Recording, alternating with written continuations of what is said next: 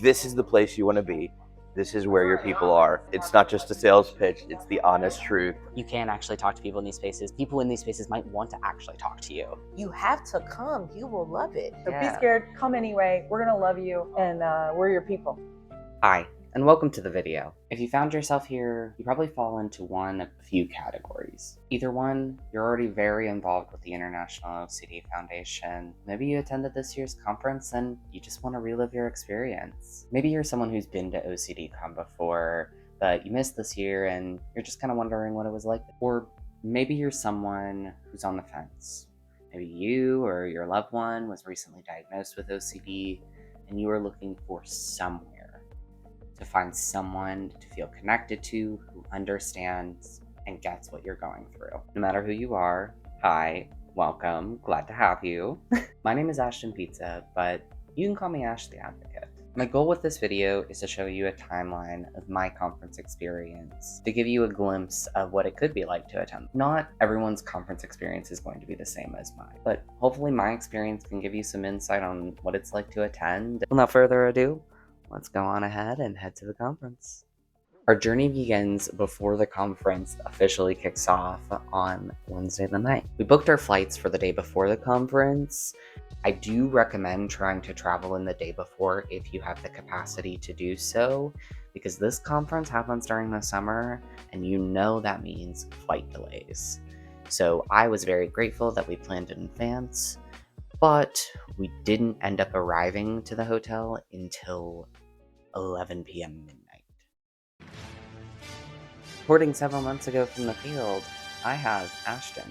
Ashton, tell me what's going on. Today is Thursday, July 10th. We got into Chicago last night, like super late. Had a lot of flight delays, but we made it. We got to the hotel, we crashed. Mr. Krabs, I wanna go to bed! Didn't get a whole ton of sleep last night, but you know, that's how it goes with a rough travel day and with a lot of excitement. Right now, I am walking to Target to try and pick up a belt because I did not pack my belt from home. And I'd rather my pants not fall down at the conference. It's also a good chance to get out, get some steps in, get some exercise in. So I mean, hey. Thanks, Ashton. Love your optimism, but that walk was intense and Target felt like an oasis in the desert. There she is. We are officially getting our start with the conference. I got back from Target, ended up picking up a belt, doing all that stuff, getting what I needed. Came back, checked in, got my badge, got my tote bag. The bag quality is chef's kiss. I use it regularly, but one of my favorite things about the conference badges is the decoration station where you can customize your badge. Here's how I decorated mine, but there were so many other options to deck your badge out. After checking in, I went around and interviewed some of the I-OCD-F staff and got to talk to Dr. Patrick McGrath of NoCD. I've interacted with Dr. McGrath on a couple of occasions and have learned that in addition to being a renowned clinician for over 20 years, dude also has a great sense of humor. We definitely had a great time during our interview. Well, you know, you're just not meant for this. You are rather terrible, by the way. Oh, brother, this guy stinks! All bits aside, I know he's proud of me. Before the conference officially kicked off and we had sessions going, my husband and I went out together to run some additional errands before tragedy struck. This is your warning to skip ahead to this timestamp if you are not comfortable seeing blood or hearing about injury. So I'm going to go ahead and count down so that you can go ahead and skip ahead. I unfortunately had an accident on one of the electric scooters that you can rent in the city and absolutely destroyed my kneecaps. As I described it in the moment,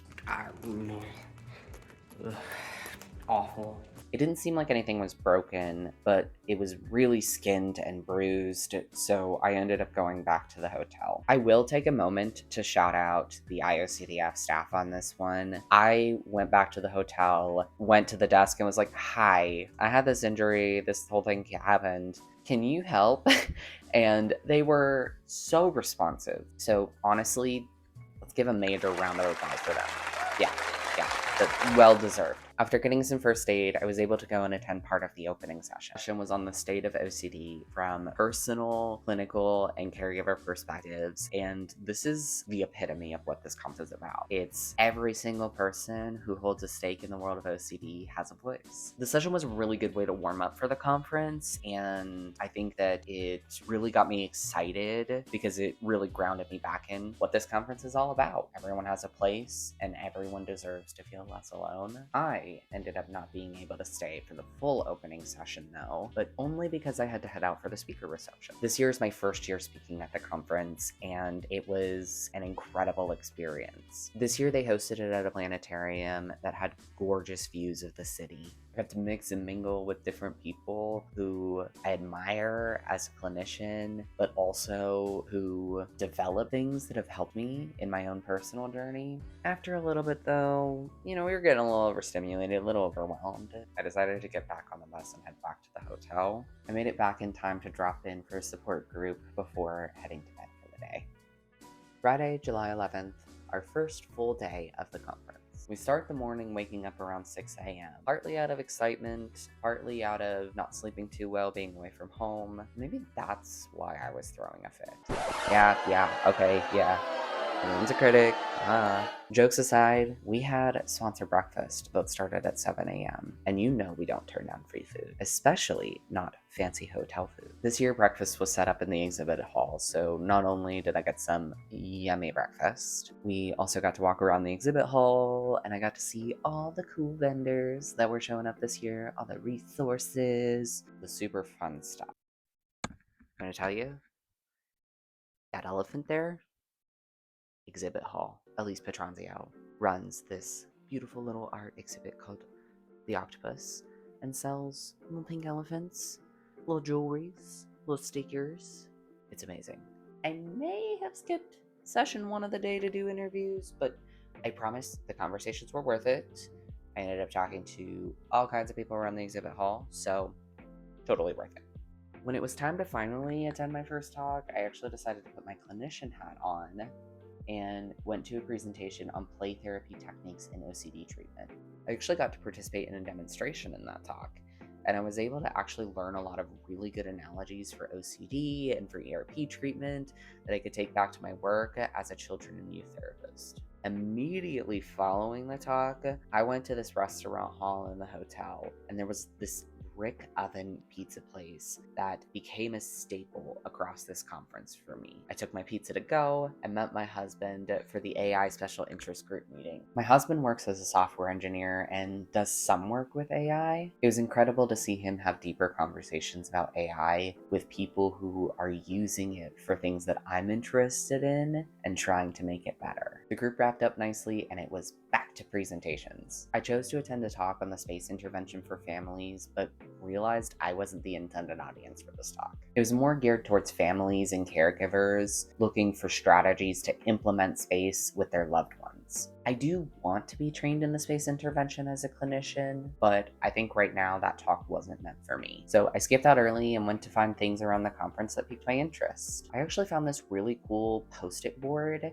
where you could write affirmations and decided to write one myself. I also grabbed a couple of quick interviews before dropping into another SIGME. At this point, it was around 4:15 and the plenary on AI and virtual reality started around about 4:30. My husband and I met up by the elevators and headed to the main stage room that all the major events of the conference were held and found our seats. The panelists were therapists and researchers talking about how they utilize AI within their practices, how we can utilize it not as a replacement, but as a tool for us to be able to do our clinical work better by allowing us to be more attentive in session to provide better quality care. The talk was also grounded in the reality that there are a lot of very important ethical considerations that need to be addressed when utilizing AI. After the talk, I treated my husband to dinner at the hotel restaurant. It was a beautiful place with decadent decor. The burger and fries I got were delicious. Unsure if the quality matches the price, but it was nice to have a fancy dinner with my hubby. When food was finished, we split off and I attended the LGBTQ+ special interest group meeting before hosting the Autistics with OCD Support group and then headed in for the night. To say I was exhausted heading back to the hotel room would be an understatement. Today is Saturday, July 12th. We've got another fully packed day. I've got my talk today. I am dressed, ready to go, really nervous, but really excited today, even though I'm in a little bit of pain. So yeah, I'm excited. Today was another day of delicious sponsored breakfast before taking time to check out this bookstore they had set up. It was a new addition this year. It was a partnership with New Harbinger Publishers, so people could get discounted access to self-help and professional training materials. I was so tempted, but didn't end up buying anything. Our first talk of the morning was another clinically focused presentation on family accommodation across the lifespan. I was looking forward to this one, but if I am being totally honest, I was in my head about my presentation.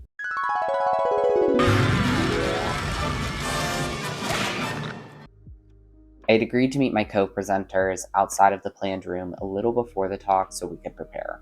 I presented with Max Wilson, who is an autistic advocate with OCD lived experience, and two prominent clinical figures in the OCD world, Dr. Fred Penzel and Dr. Katia Moritz. Our presentation was titled, What Autistics with OCD Want Their Therapists to Know, and Vice Versa. This presentation was not my idea, but I was invited into the panel because of my lived experience as someone who is autistic with OCD. The goal was to bridge the gap between clients and providers. I'll give you the clip that really sums it all up for me. If you take anything away from at least our section of the talk, but just generally, like I would say the whole talk in general, like clinician humility goes a long way. Being able to humble yourself, being able to be open and honest with your client of like, hey, I don't know the answer to that, but like, let me look into that and I'll come back to you. During the presentation, I was definitely nervous, but I got more comfortable, felt like I did okay. So it was really jarring to have all sorts of people come up to me after and give me compliments on the talk. I was just walking around in my head like, I need help reacting to something. Then it was lunchtime support groups, and I went right back to our good friend, the pizza from the restaurant downstairs. Following food, I was determined to find more people to talk to. I was finding myself actually enjoying this project and the confidence boost it was giving me. Of course, John Grayson has to humble me. Something I'm doing for everyone, just kind of making sure I have name pronunciation correct. Jonathan Grayson, or would you prefer John Grayson? I'm gonna let you pick. It was at this moment that he knew. He f***ed up. Luckily, Katie O'Dunn was also there, and she was a much lower exposure on my hierarchy. And I just love her story about attending her first conference. It is exactly what I love about these conferences. I mean, it was kind of two parts for me. When I was really still in the throes of OCD, I went to the conference in both 2018 and 2019, and I was in a really dark place. And I was really scared to be here. My therapist wanted me to be here. I didn't necessarily want to be here, and I didn't talk to anybody. And a lot of people are really surprised to know I was scared to go up to anybody. I was scared to leave my room. I went down the street to get meals because I just didn't want to interact, and it felt really scary. And I went to at least one support group then and heard for the first time somebody share an experience that was really similar to mine. And it was really life-changing for me, where I went home and actually started to recognize maybe I'm not alone and maybe I do deserve to get better. And then COVID happened, actually, as I was moving through recovery. And then I didn't get to go to an in-person conference, obviously, until after COVID. And at that point, I was starting to advocate and was in a really different place and came here so excited to see so many people who were where I was a few years ago, and to let them know there is hope and that this is a safe space for you to continue to explore and step towards your values. Next, I dashed off to attend the Autism and OCD SIG meeting. I'd been getting the emails for months and I'd wanted to get more involved, but hadn't gotten the gusto to block off time for a Zoom meeting. Unfortunately, avoidance is a little less convenient when you're all in person in the same location.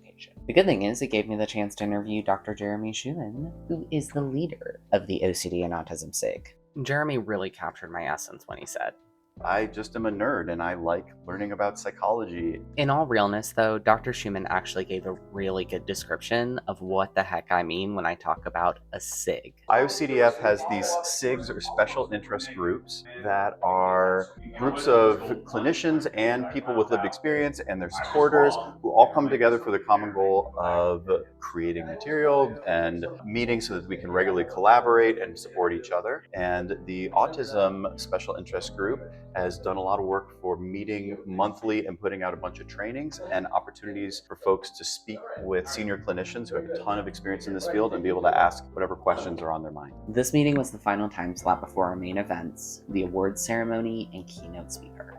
Leaders in advocacy and research are honored for their contributions to OCD awareness and advancement. The awards really highlight people who are doing incredible things in the world of OCD. The keynote speaker is more a success story, someone who grew past their OCD and went beyond by finding fulfillment in spite of OCD. This year, Emily Bluth spoke on her experiences with OCD and the ways she was able to overcome it. She then talked about how these experiences inspired her as a writer. I felt inspired holding the message that you can be free from OCD and do the things you want to do. For me, it only solidified that doing this video project might actually be worth it. When the keynote was done, everyone filed out of the assembly hall so they could transform the space for the 30th conference celebration party. Before the party, I got to interview Patricia Perkins Award winner Dr. Darlene Davis Goodwine, and this is what she had to say about accepting this award. The award I received today was the Patricia Perkins Award, and it is a service award. When I did my research on Patricia Perkins, she was the founder of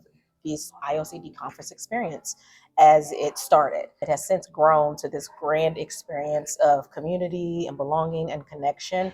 And I received the award because I've been prioritizing this work over the past 10 years in increasing community, specifically through community engagement and directly targeting Black Americans, because that's not a space or that's not a group that I've come in contact, even as a Black woman. I identify as Black, I'm like blackity black, black, black. And so for me, it's super important. We understand the value as Black Americans of connection and community. And I have been working diligently with I-OCD-F to improve in that space because we just haven't seen the change in numbers or representation or faces in the conference. And that's been an important mission for I-OCD-F to accomplish. Every year, there's a huge dance party where dinner is provided. There's a dance floor, and it becomes an opportunity to let go of people who you know you can be safe with. I am not anxious to dance here because I know this place is safe. I finished the night at the hotel bar with 2 friends.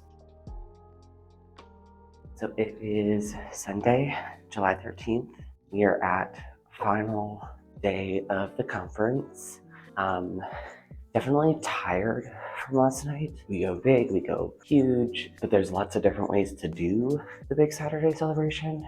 It was really enjoyable, but today we're only going until 1 p.m. Then the conference is done, which is kind of sad, but it's all worth it to me because I was telling someone yesterday that like the conference goes by quickly, but I'm so present for it that it's still satisfying. Downstairs, I grabbed breakfast and got one final walk around the exhibit hall before they closed it up. My talk for the morning was on OCD and PTSD, and it was actually a follow-up from a talk I attended last year. There were more panelists with diverse perspectives, and there was a significant focus on question and answer. Well, this was meant to build on a talk from last year. They still gave a primer at the beginning of the talk, so that way you weren't wondering like, what are we even talking about? The primer was actually awesome because it provided some updated information from last year, which just kind of made it come full circle. When that talk ended, I put my clinical hat back on and went to a talk on ERP versus ICBT. ERP stands for exposure and response prevention, and ICBT stands for inference-based cognitive behavioral therapy. These 2 therapies both go under the cognitive behavioral therapy umbrella and are 2 different approaches for treating OCD, but conceptualize it just a little bit differently. The toilet goes flush. Hail to the— Shut up! Make me! The goal of this talk was really to help you see a case and understand how these 2 modalities might conceptualize it and how they might approach treatment. This was a really good learning experience. At this point, it was around 11:45 a.m. and our last session of the conference was approaching. My husband and I opted to attend a talk on misophonia, hyperacusis, and tinnitus, which are all auditory processing difficulties. We both talked a lot with each other about the potential of both of us dealing with some auditory processing issues, and boy, did this talk clarify some things. I remember walking out and telling my husband, oh,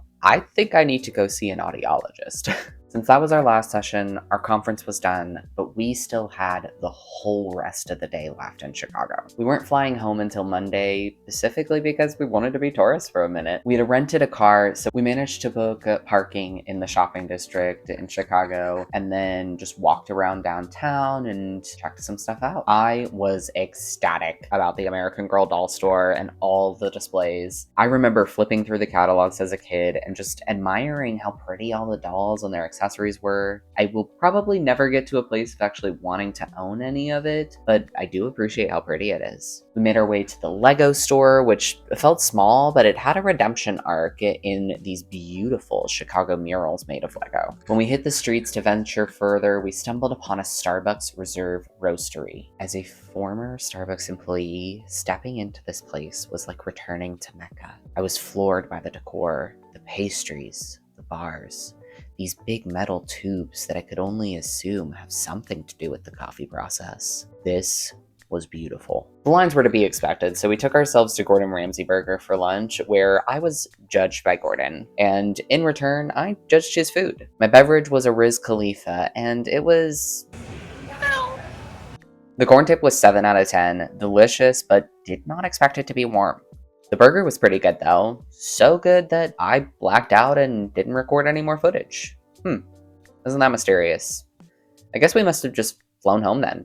As we come to wrapping this video up, I want to take a moment to be vulnerable with you, viewer. This video has been a great challenge. I have been mulling over this footage since the conference in July, and it is now October 12th. My intention was to post this for OCD Awareness Week, and look at that, today is the first day. So hopefully you'll be seeing it this week. All of that to say, this process has been intimidating. The thing that truly got me to the finish line was recentering myself in what purpose I wanted this video to serve. I think about my friends who have talked to me about maybe having OCD, but they aren't sure, or they feel so much shame over their intrusive thoughts, and I remember I wanted to make this for them. I wanted to show them what it was like to go to the conference and why it is such a wonderful place to be. This conference is a place to feel connected and to know you are not alone. I could say so many things about why someone should take this leap of faith and come to the conference, but I think my friends at the conference said it best, so I'll leave you with their words.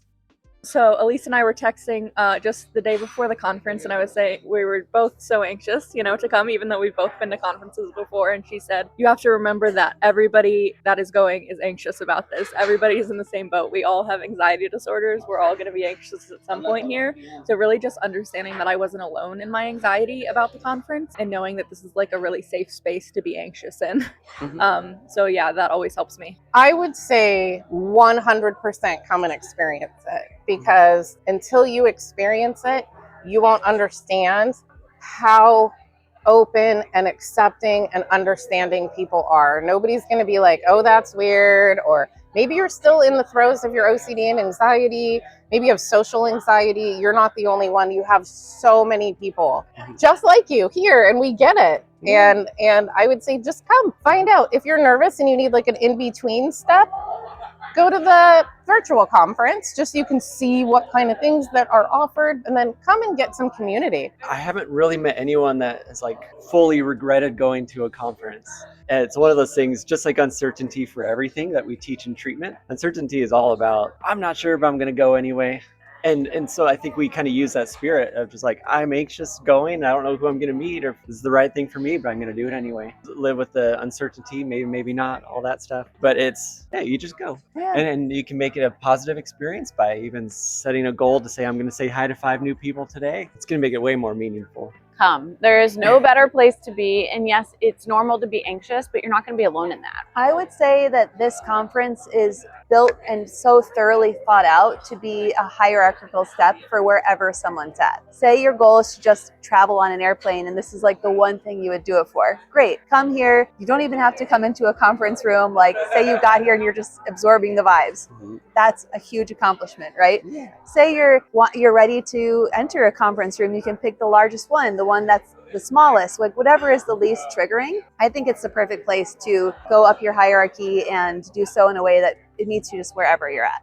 Yeah. There's so many different ways to do I-OCD-F. Sometimes I'll go to 2 talks, sometimes I'll go to 15 talks, and everything is, worthwhile. But if you're on the fence about coming to this conference or seeking out treatment, we just ask you to ask yourself, what has OCD taken away from you? OCD will take the thing that means the most to you. So if you have been unable to attend a conference because of it, or if you've been unable to live life to the fullest because of it, we just ask you to kind of reevaluate, take a look at what's available to you, and see that there are treatment programs that work. There are people that care, and we want you to get your life back, and we can help you do that. We aren't the right fit for everybody, but there are programs that are a good fit for you.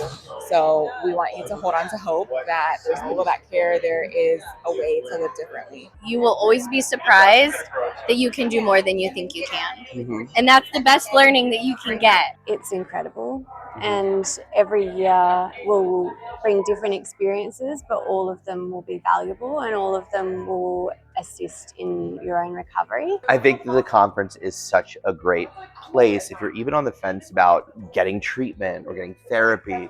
This conference is about meeting community, meeting people. If you've ever met someone with OCD, you can access different treatment providers, different clinicians.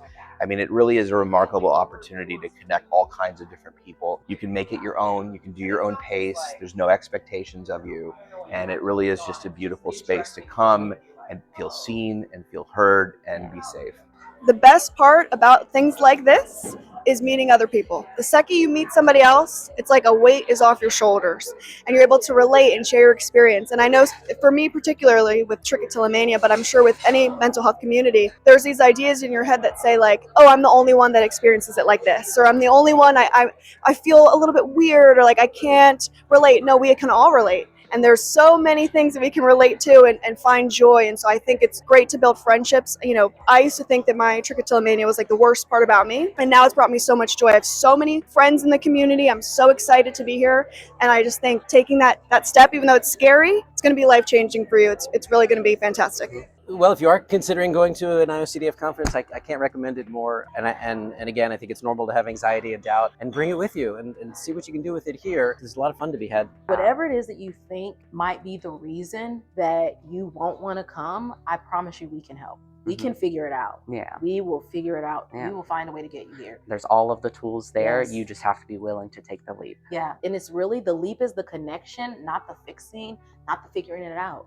The leap is literally just connect, reach out. Hey to all the moms and dads and caregivers out there that are trying to figure things out. Like, it can be a journey and a road, and I know it. Come on over here. We're happy to help you. And you guys are doing such amazing work. And if you're here listening to that video, you're already in like the top 2% of parents, and congratulations. And come here and learn more. We're going to help you out and get your kid into a great place. It's one of those things, like if I describe my favorite movie to you, and if I do it in even 3 minutes, it's not going to capture what it's like to see the movie. It's not the same as experiencing it. I would encourage them to actually come. I've made some really good friends through I-OCD-F. I have been coming for a long time, and each year I get to meet new people. Can't tell when you first are shaking somebody's hand at a conference that several years down the line, you'll end up having developed a real friendship and a real vulnerable relationship. If you're someone who's struggling with OCD, or particularly if you're someone who's autistic with OCD and you're struggling to find community about it, this is a really, really good place to make connections. Even if you're feeling shy, even if you're feeling anxious about that, really invaluable to feel seen and feel known, and to have friends that you could call on in a time of need, or you could talk about something you don't think other people are going to get. That's a huge benefit of joining an advocacy group like this. Just the friendships. So I'm going to look right at you, that person, and let you know that you are so incredibly worthy of getting treatment, of getting help, of getting support, but also being here in this conference surrounded by so many amazing humans that deeply love and care about you. And if that feels really challenging, it's okay. This can be one of the biggest possible exposures to step toward attending the conference. And I promise you that there will be so many people here supporting you along the way. To me, getting to meet all the amazing people like you and everyone else around here, it's just nothing like it. There's nothing like walking into a space where you don't even have to explain anything. You don't even have to say anything like, hi, I have all these different things going on. People just already get it. And there's no other feeling like experiencing that, where I don't have to say, oh, well, this is why I do all these different things and all that. We already know, you know? So that's why it's worth all the scary things and having to go through all the things just to get here. It's worth it. I remember I was like looking at like the Denver conference online and being like, oh, I'm missing out on all this stuff, but I was too nervous to go.